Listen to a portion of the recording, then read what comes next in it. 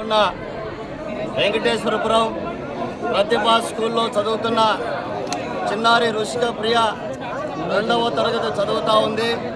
నిన్న సాయంత్రం 4:30 సమయంలో బాలిక అదృశ్యమైనట్టు వార్తలు వచ్చాయి. ఈరోజు చూస్తే ఒక మానవ మృగం చేతిలో చిన్నారి రుషిక ప్రియ ప్రాణాలు పోగొట్టుకుంది. దీన్ని తీవ్రంగా మానవ హక్కుల సంఘం తరఫున తీవ్రంగా ఖండిస్తూ ఉన్నాం. సమాజం పక్షాన తీవ్రంగా ఖండిస్తూ ఉన్నాం. ఇలాంటి సంఘటనలు పునరావృతం కాకుండా కఠినమైనటువంటి చర్యలు తీసుకోవాలని కోరుతా ఉన్నాం. ఈరోజు అసెంబ్లీ సమావేశాలు జరుగుతూ ఉన్నాయి. చిన్నారులపైన అత్యాచారం చేసినటువంటి నిందితులకు అక్కడికక్కడే ప్రజా కోర్టులో తీర్పు వచ్చే విధంగా, శిక్షలు పడే విధంగా చట్టాలు తీసుకురావాలని ప్రభుత్వాన్ని కూడా మేము కోరుతా ఉన్నాం.